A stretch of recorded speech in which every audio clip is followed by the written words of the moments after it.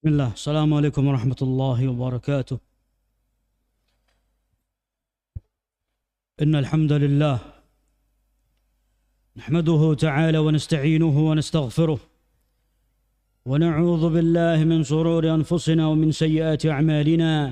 من يهده الله فلا مضل له ومن يضلله فلا هادي له، وأشهد أن لا إله إلا الله وحده لا شريك له، وأشهد أن محمدًا عبده ورسوله.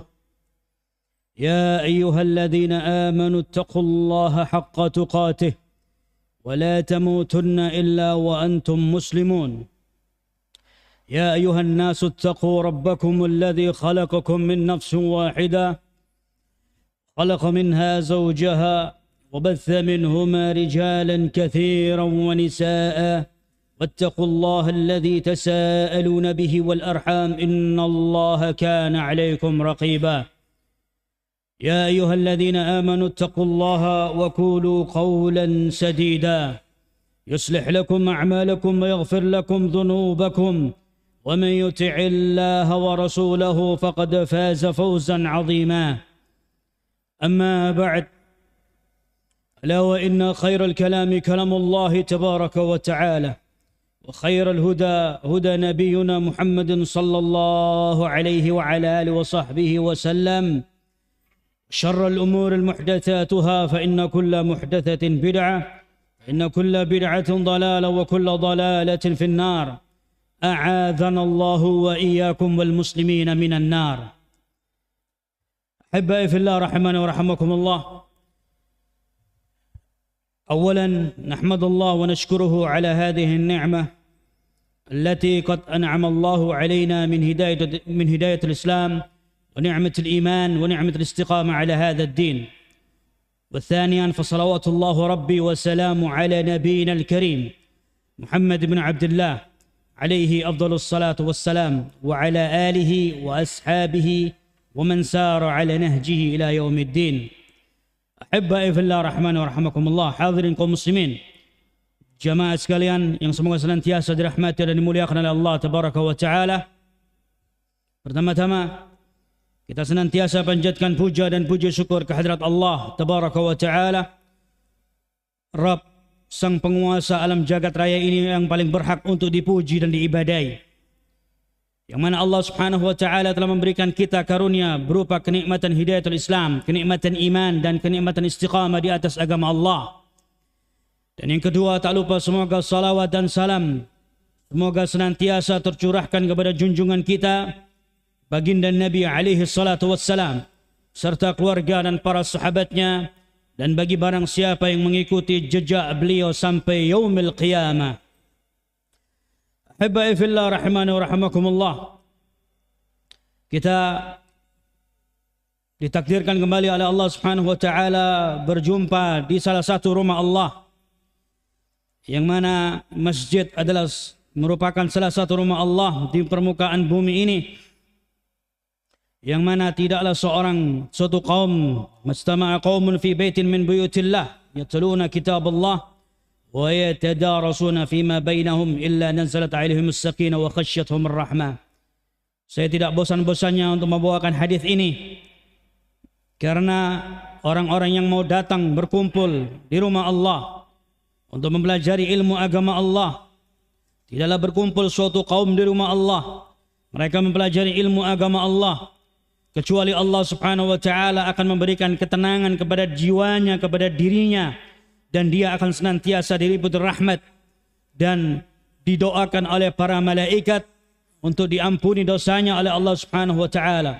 Maka beruntunglah orang-orang yang mau datang meluangkan waktunya duduk di masjid cuman beberapa menit, yang mana ini ada keutamaan. Dalam hadis Abu Hurairah radhiyallahu anhu dalam Sahih Bukhari Muslim disebutkan Ar-Rasul alaihi salatu wassalam, beliau bersabda, as-salah ila as-salah wal jum'ah ila al-jum'ah wal ramadan ila ramadan mukaffiratu lima bainahuma idza ijtunibat al-kaba'ir. Antara satu salat, antara waktu salat yang satu dengan waktu salat yang lainnya, dalam setiap waktu kita salat, antara satu Jumat dengan Jumat yang lainnya dalam setiap pekannya, antara satu Ramadan dengan Ramadan berikutnya dalam setiap tahunnya, Di situ Allah Subhanahu wa taala akan mengampuni dosa seorang hamba jika seorang hamba tersebut menghindari dari dosa-dosa besar. Maka beruntunglah bagi orang-orang yang dia duduk di masjid selang beberapa menit dari waktu maghrib sampai isya, dia duduk, malaikat turun, malaikat mengepakkan sayapnya, dan malaikat mendoakan orang-orang yang duduk di masjid untuk mereka mempelajari ilmu agama Allah. Naam.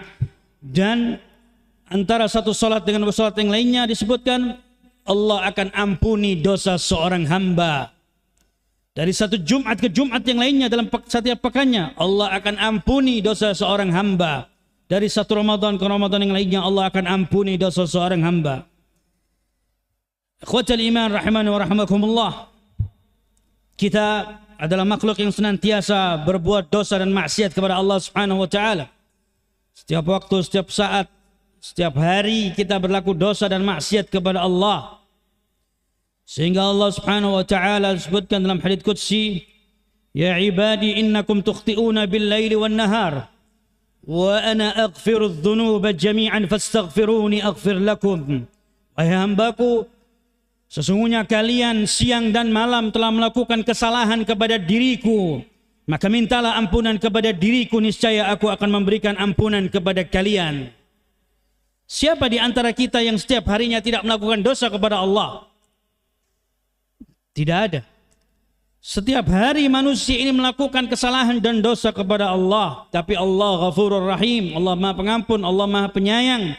Allah berikan jalan-jalan pintu ampunan, pintu yang mana Allah akan berikan ampunan-ampunan bagi setiap hambanya.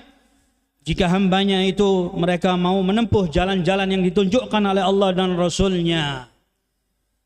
Naam. Tapi ikhwani fi din azzani Allah wa iyyakum nuwasil fi darsina min kitab atau min kutaib Al-Maw'idhah Al-Dhahabiyyah Waqafatu min Suratil Infitar.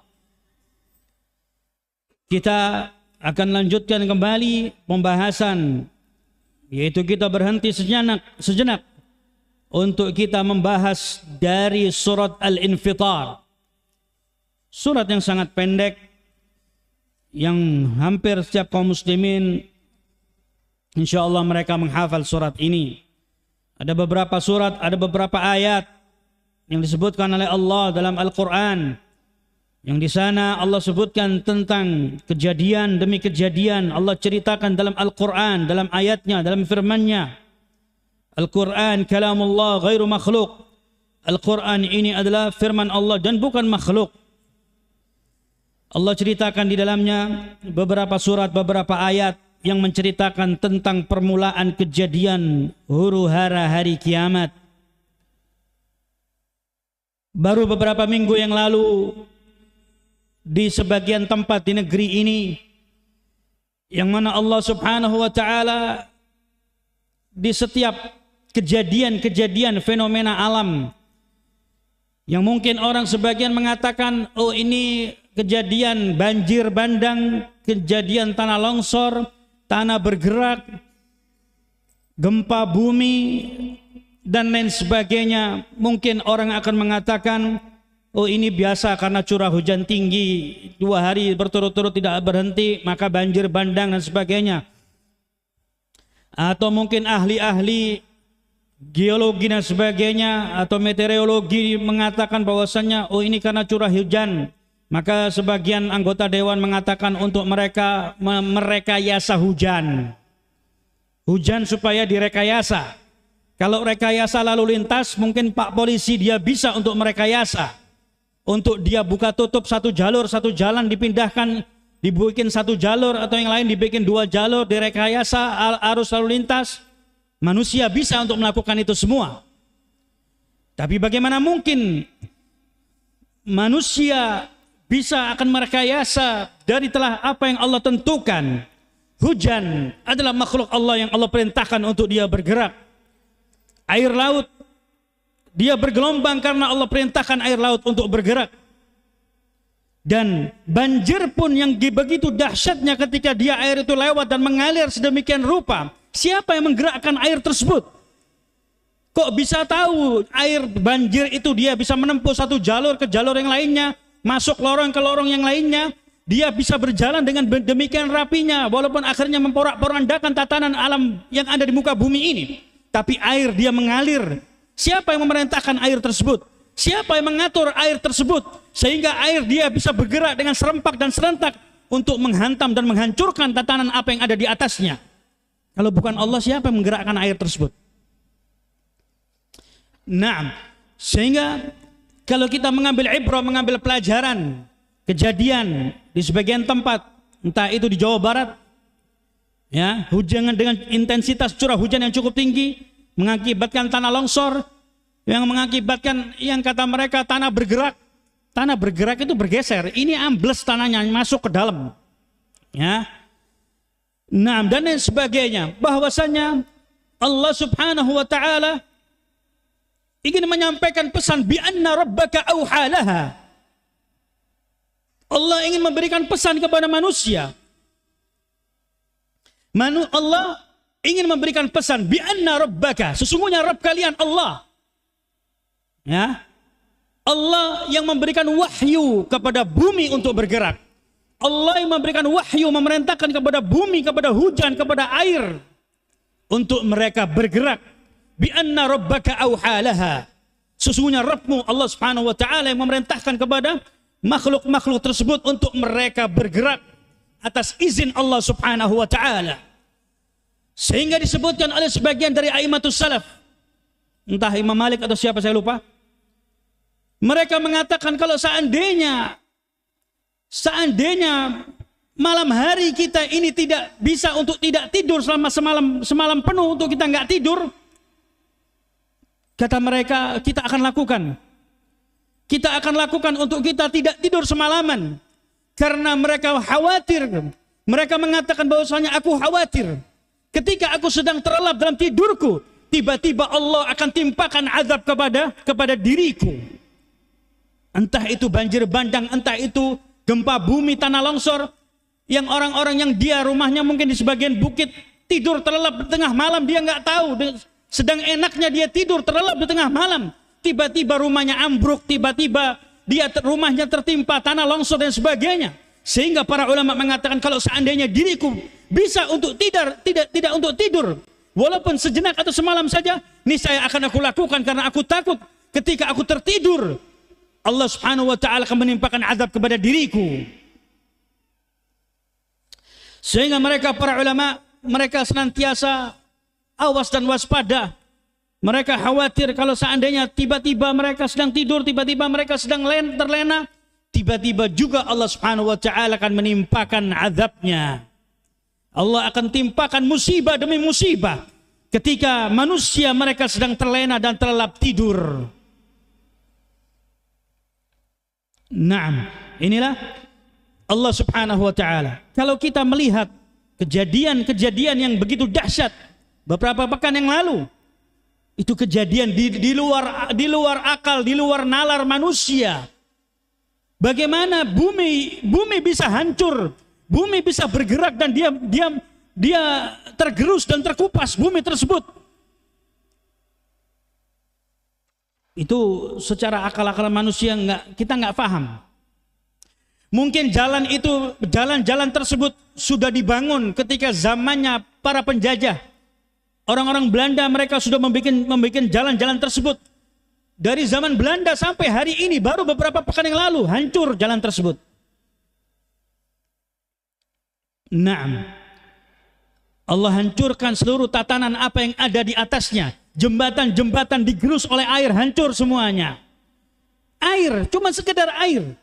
Tapi air dia bisa menggerus bangunan-bangunan yang kokoh di atasnya. Mobil-mobil yang dia beratnya ratusan kilo dihanyutkan oleh air hujan, oleh banjir.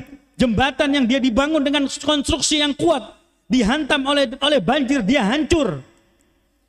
Kalau ini bukan atas izin Allah Subhanahu wa taala, maka tidak akan bisa. Naam, ikhwatul iman rahimana wa rahmakumullah. Maka hendaklah siapa saja, bukan ketika Allah menimpakan suatu musibah di suatu kaum, bukan berarti itu kaum tersebut karena dia bermaksiat kepada Allah, kita yang jauh, kita berbeda dengan mereka. Enggak ada. Ketika Allah menegur suatu kaum di suatu tempat, bahwasannya teguran mereka berlaku untuk seluruh manusia dan jin. Jangan mengatakan, oh bencana ada di Sukabumi, bencana ada di Cianjur. Oh karena orang-orang Sukabumi, orang-orang Cianjur ahli maksiat. Apakah kita nggak pernah maksiat setiap hari? Oh apakah orang Jakarta, Jabodetabek nggak pernah maksiat? Setiap hari semua manusia bermaksiat kepada Allah. Jangan pernah kita menjustifikasi suatu kaum. Oh karena di daerah sana itu banyak kesyirikan. Oh di daerah sana itu karena banyak LGBT. Oh di daerah sana itu banyak orang demikian, banyak orang demikian. Sesungguhnya Allah timpakan suatu musibah kepada suatu kaum. Itu merupakan Allah ingin mengirimkan pesan kepada seluruh makhluk yang ada di permukaan bumi. Allah kirimkan pesan. Bi anna rabbaka awhalaha. Sesungguhnya Rabbmu Allah Subhanahu wa taala, dia yang memberikan wahyu, dia memerintahkan kepada bumi untuk bergerak, dan di situ Allah ingin memberikan pesan kepada makhluknya yang bernama manusia dan jin. Naam. Ini dan disebutkan oleh Syekh Al-Albani rahimahullah dalam sebuah hadis yang sahih bahwasannya di antara tanda-tanda hari kiamat yaitu intensitas gempa bumi itu semakin sering ya. Gempa bumi ataupun pergeseran, kalau orang zaman sekarang disebut oh ini pergeseran, nggak ada pergeseran. Itu kalau bumi tidak bergerak tidak akan bergeser. Ketika intensitas gempa bumi itu semakin sering, maka ketahuilah bahwasannya itu adalah tanda-tanda hari kiamat semakin dekat. Tanda-tanda hari kiamat semakin mendekat. Dan ini tanda-tandanya sudah semakin banyak tanda-tanda hari kiamat. Dan kapan hari kiamat? Tidak ada yang tahu. Tidak ada yang tahu. Kalau seandainya hari kiamat itu dikasih tahu oleh Allah, bahwasanya hari kiamat itu akan terjadi pada tahun sekian, bulan sekian, tanggal sekian, maka tentunya manusia mereka akan mempersiapkan diri mereka. Tentunya tidak ada tempat-tempat maksiat yang buka. Tidak ada orang yang dia pergi ke pasar. Semua orang akan rajin beribadah di masjid, di rumahnya, dimanapun mereka akan beribadah setiap waktu, setiap saat. Kalau seandainya Allah beritahukan kapan itu hari kiamat akan terjadi. Nah, maka disitulah Allah Subhanahu wa taala ketika Allah tunjukkan kebesarannya, Allah tunjukkan kekuatannya, maka disitulah Allah Subhanahu wa taala ingin memberikan teguran kepada manusia. Ditegur oleh Allah Subhanahu wa taala. Ayo kembali kepada jalannya Allah. Kembali kepada jalannya Rasulullah sallallahu alaihi wasallam. Naam. Baik, ikhwani fi din azani Allah wa iyyakum, disebutkan dalam surat Al-Infitar, waqafat ma'a surat Al-Infitar. Qala Syekh Abdullah Uthman Al-Dhamari hafizahullah taala. Salah seorang masyayikh ulama Yaman yang sampai hari ini beliau masih hidup dan ceramah-ceramah beliau sangat bermanfaat untuk kaum muslimin, ya. Dan ini adalah ibarat dari sebuah ceramah beliau yang dibukukan oleh penerbit di negara Yaman.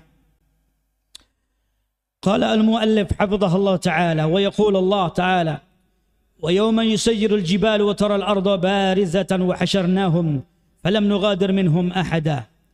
وقال تعالى يوم تمر السماء مورا وتسير الجبال سيرا وقال تعالى وسيرت الجبال فكانت سرابا. Disebutkan oleh beliau hafizahullah taala wa yawma tusayyirul jibal wa tara al-arda barizatan wa hasharnahum falam nughadir minhum ahada, dalam surat Al-Kahf. Surat Al-Kahf ayat 47. Allah nyatakan, dan ketika di hari itu, ketika Allah Subhanahu wa taala menggerakkan seluruh gunung yang ada di permukaan bumi ini. Entah berapa jumlahnya gunung yang ada di seluruh permukaan bumi ini.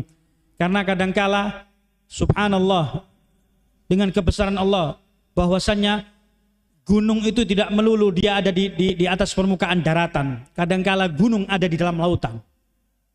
Ini kekuasaan Allah Subhanahu wa taala. Ya, kekuasaan Allah. Dan tiba-tiba gunung muncul dan tenggelam di antara lautan. Ya, ada beberapa gunung seperti Gunung Krakatau. Gunung Krakatau itu dia, dan subhanallah gunung dia bisa beranak. Ya, semuanya atas izin Allah Subhanahu wa taala. Tiba-tiba Gunung Krakatau, anak Gunung Krakatau, ada yang muncul, ada yang tenggelam, ada yang di lautan. Siapa yang bisa merekayasa gunung?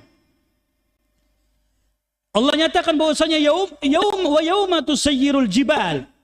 Dan ketika di hari itu di yaumil qiyamah, Allah perintahkan kepada gunung untuk mereka bergerak.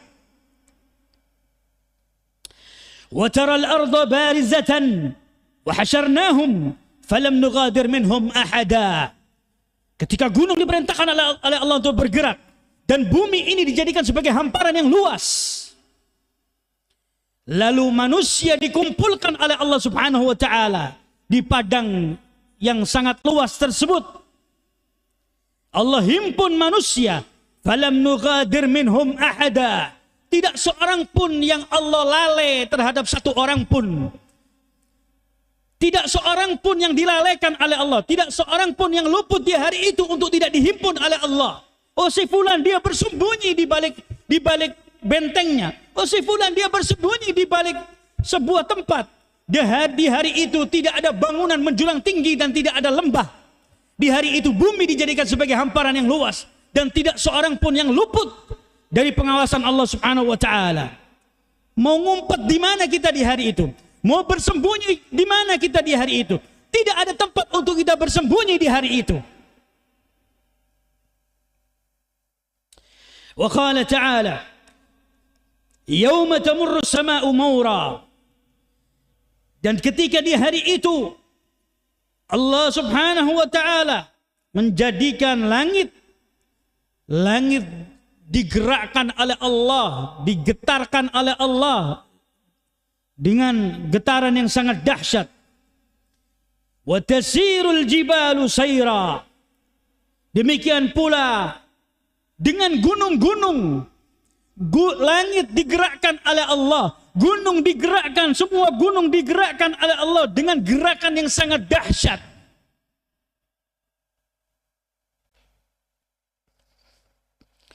Wa qala ta'ala, "Yauma tamurru as-samaa'u mawra wa tasiru al-jibalu sayra."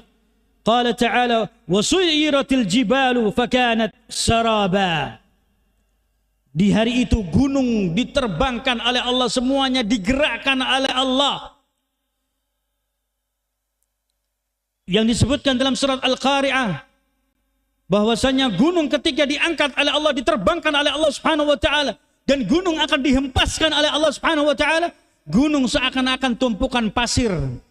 Dan di dalam surat ini, di dalam surat An-Naba ayat yang ke-20, bahwasanya di hari itu gunung dari kejauhan seakan-akan fata morgana seperti air. Fata morgana tahu? Ketika di padang pasir, padang yang tandus, yang panas, yang gersang, ketika di kejauhan dilihat bahwasanya seakan-akan ada air di kejauhan padahal tidak ada air. Demikian pula di hari itu gunung dijadikan oleh Allah sebagai tumpukan-tumpukan seperti tumpukan pasir. Dari kejauhan seakan ada sesuatu yang menguap dari kejauhan. Atau mungkin dari kejauhan dilihat ada seperti air, padahal itu adalah tumpukan-tumpukan gunung yang diterbangkan oleh Allah Subhanahu wa taala. Wa idzal jibalu suyyirat. Dan di hari itu gunung oleh Allah Subhanahu wa taala akan dihancurkan dengan sehancur-hancurnya. Wal jibalu suyyirat. Dan Allah gunung yang ini nasihat bagi teman-teman yang suka naik gunung, yang suka hiking, trekking, apalah namanya. Bagi pecinta-pecinta alam, pendaki-pendaki gunung, yang di hari ini kalian menaikin injak dengan sepatu kalian. Gunung itu makhluk Allah.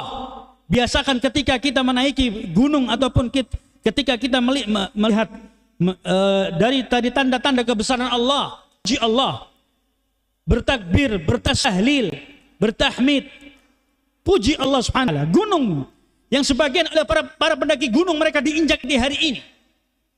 Mereka cuma akan mengatakan begitu indahnya gunung ini, begitu indahnya. Dia nggak sadar dia sedang menginjak-injak gunung yang begitu kekarnya, begitu. Yang mana gunung yang sebagian orang menginjak-injak gunung itu, yang gunung menjulang tinggi dengan kekarnya. Gunung tersebut kadangkala keluar air terjun, dari gunung tersebut keluar beberapa tanaman yang begitu indah dan elok, begitu indahnya tanaman-tanaman tersebut kepada manusia. Nah, tapi gunung di hari itu dihancurkan oleh Allah Subhanahu wa taala dengan sehancur-hancurnya. Ketika dalam kosakata perharaan kata kita yakin ketika orang atau anak kecil pun ketika tanya, coba tolong definisikan ceritakan tentang gunung. Nggak ada orang mengatakan, oh gunung itu seperti kapas. Itu kapas nanti ketika hari kiamat. Nggak ada. Ya. Nah, pasti yang terbesit terbenak di otak manusia, sudah tahu gunung itu dia menjulang tinggi, nggak hanya lembah. Ketika disebutkan tolong bawa gunung, maka manusia akan mengatakan gunung dia makhluk Allah yang dia menjulang tinggi, dia begitu kuat, begitu kokoh. Sehingga ketika sebagian orang atau sebagian ulama yang dia mensifati satu ulama yang lainnya, dia berpendapat seperti Syekh Al-Albani rahimahullah ta'ala. Syekh Al-Albani rahimahullah ketika dia sudah mensahih atau menghasankan hadis atau mendhaifkan hadis, Al-Albani itu dia mau tarajuk dari pendapatnya. Sehingga sebagian para ulama muasirin menjuluki Syekh Al-Albani itu sebagai sebuah gunung. Kenapa? Begitu kokohnya, begitu kuatnya dia berpendapat, dia tidak bisa digoyang. Demikian pula ketika kita melihat mendefinisikan gunung itu nggak bisa digoyang. Siapa yang kuat menggoyang gunung? Gunung begitu kuat, begitu kokoh, begitu kekarnya. Tapi gunung di hari itu Allah sebutkan wasuyyirat fakanat saraba. Nah, wa idzal jibalu suyyirat. Itu Allah Subhanahu wa taala akan menghancurkan gunung dengan sehancur-hancurnya, hancur. Dalam ayat yang lainnya Allah sebutkan yang mana Allah Subhanahu wa taala akan mengangkat gunung dan Allah akan benturkan gunung dengan bumi. Fadukkatan dakkatan wahid.